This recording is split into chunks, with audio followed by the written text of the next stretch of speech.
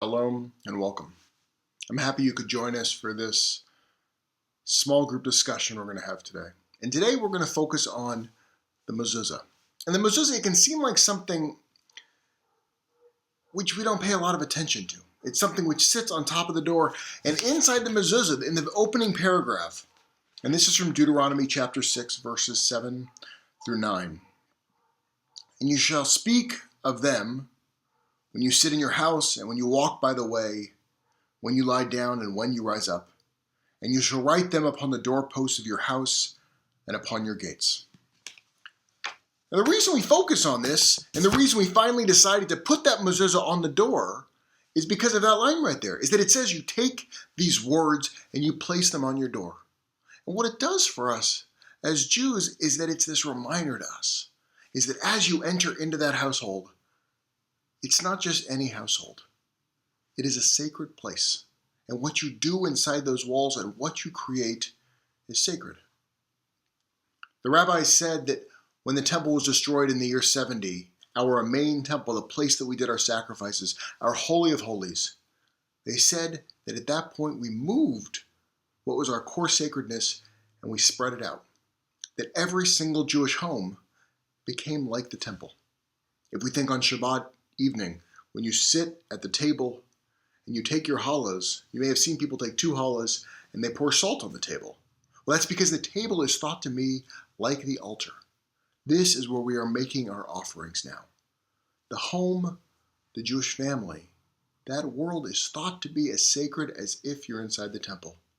That's what it means to go into the home with the mezuzah. But when we leave the home, we pass the same mezuzah.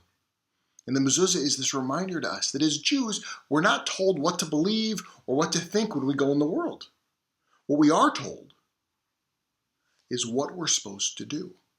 It talks about our behaviors, that we're expected to act a certain way. That is what makes a person Jewish. And for each of us, when we look at mezuzahs, if we grew up in a Jewish home or if we didn't, it often makes us think of different things. Is that we can talk about behaviors, but it's those behaviors that we do that creates the internal experience in the world. For me, when I look at a mezuzah, I think of what that means to go from having this house and turning it into a home.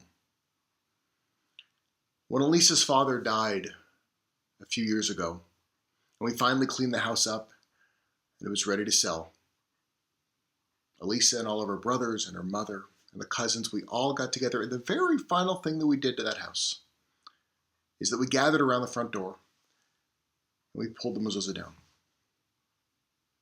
And we sat there with people crying and people laughing and reflecting on what happened in that home, what it was like growing up there, the incredible memories that were made, and the mensches that were brought from this family.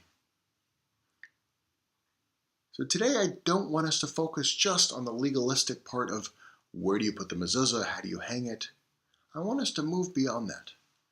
I want us to move to the question of what does it mean to you